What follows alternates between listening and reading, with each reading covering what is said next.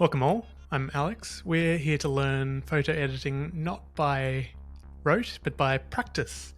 Some people are visual learners, some learn by listening. I'm very much a learning by doing kind of person, so I thought I'd encourage people to learn photo editing in the same way. So open up a photo editing app, find a photo you want enhanced, and play along at home. Here we go.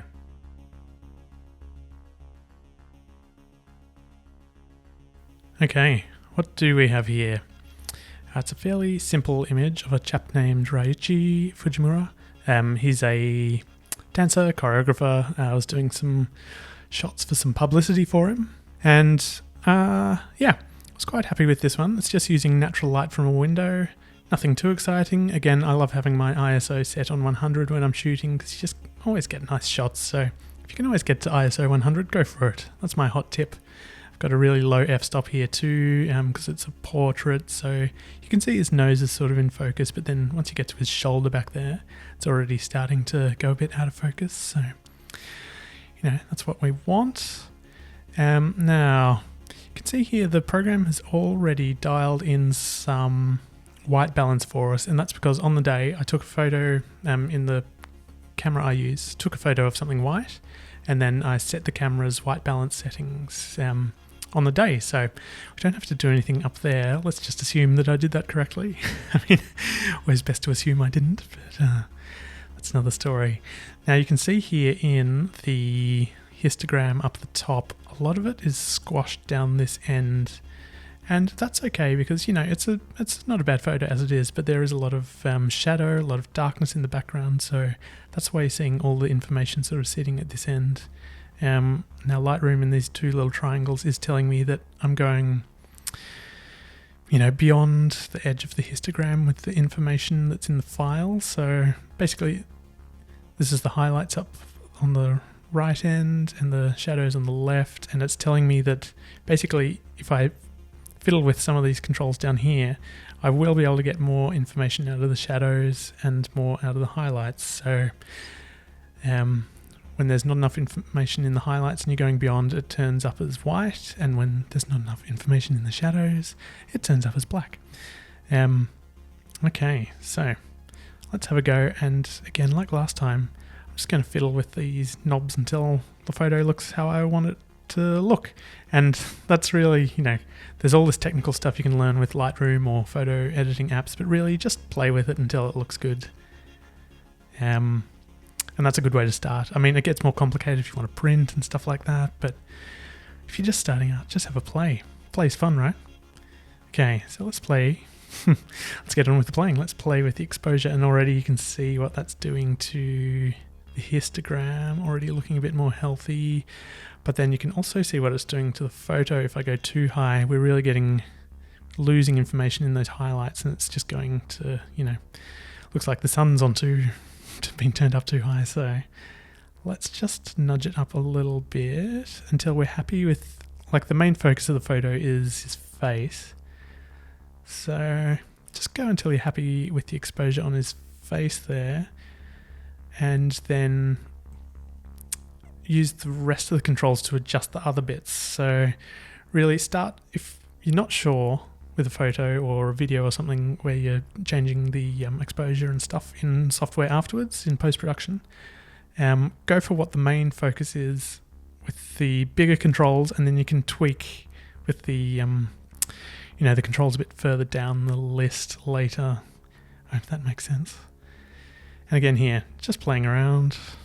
It's nice to get a bit more of the background, but we don't want it too exciting, so looks about good there. The highlights, I think, if we go even further, we're missing a bit of the texture in his face. So while the exposure's okay, I'm just going to drag the highlights down a bit so we can see the, interesting sort of lines in his face. I don't want to say wrinkles, even though it's probably technically what they are, but, to me that shows, character. You can see the lines in his face, and, I'm all about drawing the character out of photos.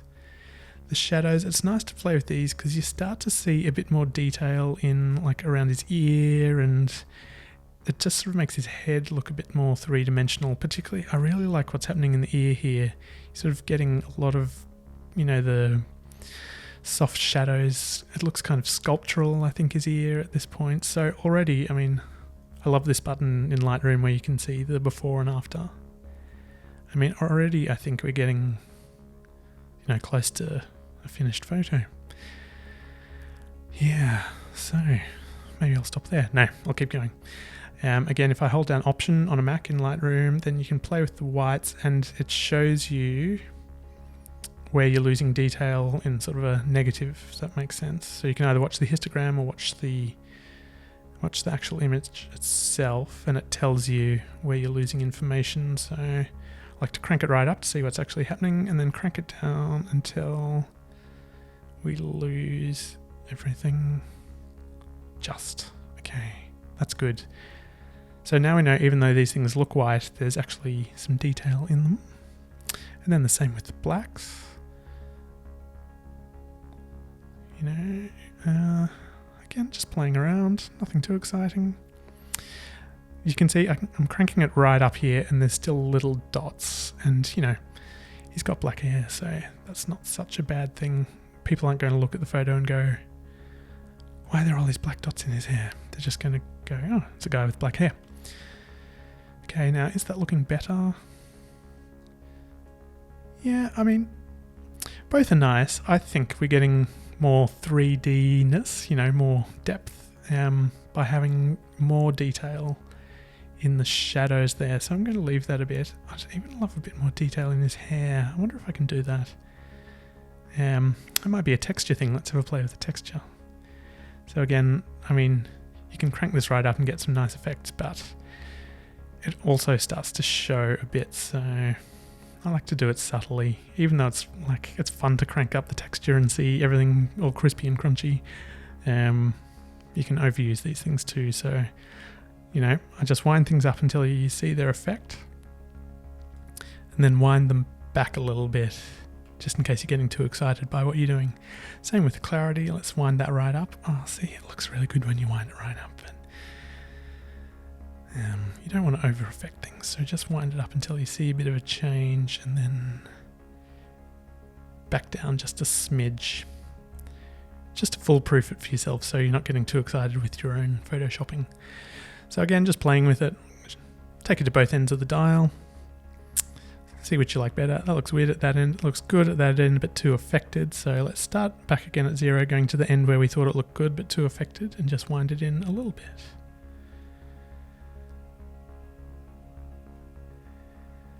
Yeah, what do we like here? We are really getting a bit of change in the lines in his forehead there, which I really like. Let's have a look just to make sure we haven't gone too far. Yeah, just the detail in the side of his head there, I think, is already looking better. Let's just see. I don't love this tone curve. A lot of people use it, and it does a lot of what they want. But I'm not so into it. It just looks annoying and technical, and I think that's part of why I skip over it usually. I'm kind of already quite happy with where it is. That's the great thing about this. Sometimes it can be really, really quick, and you can do 20 photos in a big hurry. Maybe I'm just not happy with how much the highlights are a bit excited, so let's turn those down a bit. Let's try chucking up the exposure, so just to bring up the general... Yeah, just bring up the general brightness of the photo. Is that too much? Again, all I'm doing is just playing, seeing what looks good. Maybe I've put too much of the texture and the clarity in there, and it's looking a bit hyper-real. But already, it's looking quite nice, I think. Now, sometimes when we've got skin tones, I have a bit of a play with this section here. Generally, the hue, and I found just from playing and having to export things really quickly in a hurry, The red, orange and yellow really do something to the skin tone, so it depends what you're trying to do to it. It's nice to add a bit of red maybe back in. Again, just go to both ends, see which looks less weird. Look, here you go. It goes green if you go that way, it goes too red if you go that way, but it also adds a little bit of something to a bit of depth back into his skin, I think. And depth is always what I'm looking for. Again, I mean, both of these look quite extreme, so on this orange slider, so you probably just want to be very subtle with this one. But I might just crank in a tiny bit towards this end. I mean, you might not even be able to see what it's doing. I just think around his neck, it looks a bit more skin tony. Let's just check. I always like to switch things on and off to make sure what I'm doing is actually doing something. Actually, in this case, not that much changes, but just enough, I think.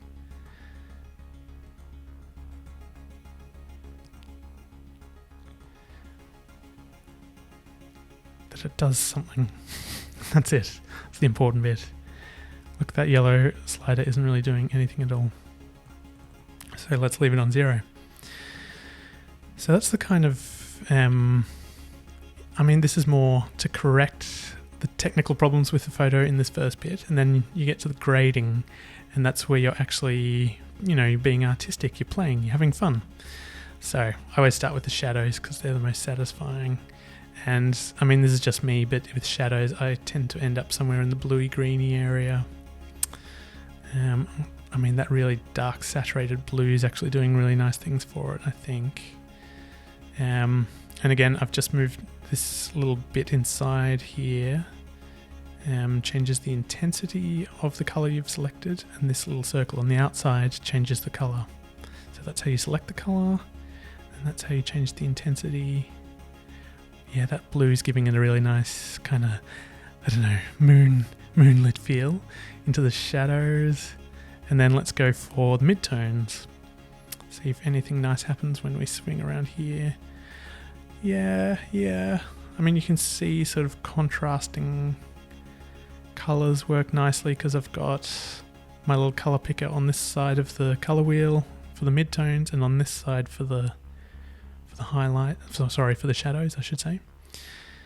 So, but I mean, that looks super unreal, so I'm going to wind this one back almost close to the center. And even now, I think the shadows are probably gone a bit too far, and it's looking a bit too far away from, what your eye picks up as realistic.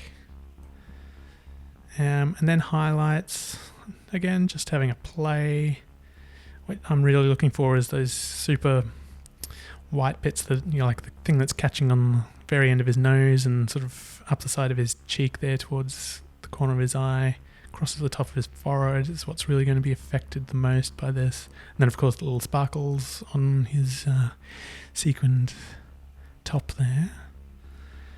And, excuse me. Yeah, something bluey, but again, very, very subtle. Very subtle. And I think this always just adds a bit of depth for you, or just automatically. How great's that? It's just something about it. Gives it it's color grading, and it gives it just more of like a filmic look, I suppose. If that's what you're after. Maybe you like the original sort of cleaner look, but this makes it look like you've spent some time, It's like a custom Instagram filter. There's a couple of things down here that are worth playing with once you've done the color grade as well, because sometimes you might have picked colors you're happy with, but this just blends them, so it sort of changes the difference between the highlight, like what these colors are being put into. So what the software is picking as a highlight is getting this sort of cyany color put into it. And you can sort of broaden out the software's definition of what a highlight is, if that makes sense. But because we've selected all three, it changes all three at once. And again, it's technical. Who cares? Just play with the slider and see if one of them looks better. Almost looks better down this end. So again, just going back to my old trick of go back to the middle. If you like it down that end, go back to the middle till you can see it affecting it about there, and then just wind it back slightly. Same with the balance. Let's see if that does something. I mean, that you can really see the colors I've picked there as I slide through it. Does any of it look better? It's hard to know. I think maybe a tiny little smidge in that direction. I mean, you can see the huge difference now between what's going on in the very original photo we picked out and what we have now. Maybe I've gone a little bit too far, but, you know, that's what I decided to do and I'm sticking with it. Sharpening. Let's have a look. I mean, what I love in photos is skin texture. And you can really see like the granular detail in his pores there. Again, I like to do these little videos with maybe not my technically best photos to show that you don't have to have the technically best photo on show to make something interesting. So, you know, his eye's basically in focus, cheek there, his nose is starting to go out of focus and his back eye's out of focus because of the shallow depth of field I've used.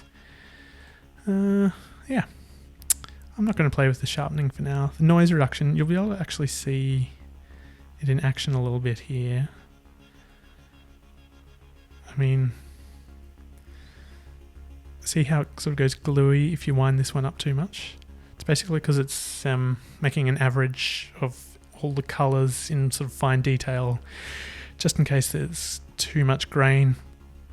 Funnily enough, I mean, grain's not always desirable. In this case, I think it's actually looking quite nice. It gives it a bit of a, you know, photographic feeling. Lens correction, I always, as I've said in the last video, I always enable the profile correction there because it knows what lens I've used and it's sort of compensating. Let the software do its thing there unless you absolutely hate what it does. And, you know, there's a few other things down here. Let's leave them alone. I'm going to add a bit of grain in just because. Now, you know, I've been staring at it for a few minutes now and I've noticed a couple of things. Firstly, there's some smudges on my lens here that are showing in the photo. There's a little handy tool up here. You can make the brush bigger by the sort of bracket keys that are above the return key on my Mac here, and then you can size that. So I've just picked this little thing here. It's like a circle with an arrow pointing, and it's basically the healing brush if you're a Photoshop user. But in Lightroom, it does a lot of it automatically, so you just find what you've, the mistake you've spotted and click on it. And what it's showing you here is that's the bit you've targeted to be fixed, and that's where it's getting the information from in the photo to fix it. So you can resize it and you can grab it somehow. Making lots of mistakes now. Undo spot removal. So you can, once I've selected this, there you go, you can grab it and you can see there, like if I was to move it, it's now picking the headband to make the correction. And of course I wouldn't do this, but it's just to show you what it's actually doing. You know, it sort of makes an average between what I've picked in this section here and what I've picked as what needs to be fixed, and it's doing an average between the two to sort of smooth your image out. So I'm going to stick with the other bit of blue wall to fix this bit of blue wall. There's another vague spot here, which I'll do the same thing. Generally it does a pretty good job of picking something. Now, the other thing is I feel like maybe I went a bit too far with the skin tones. So, I don't know why. Does he look a bit too yellow or something? Maybe I shouldn't have played with the orange at all. So I'm going to take that out. Did I even need to play with the red? Maybe just still adding a little bit of red in there. And maybe in that case I went a bit too far with my color grading as well. Does it need it? It's nice to have a tiny little bit maybe, but perhaps I went too far. So there, just the tiniest smidge. Maybe it was my blending, I don't know. So, I'm pretty happy with that.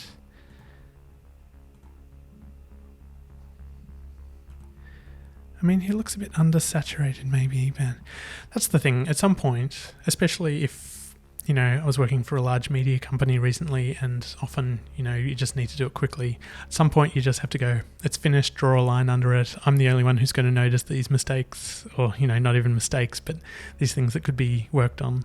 And someone's just going to be looking at it from a more macro view and like, oh, it's a really good photo, well done.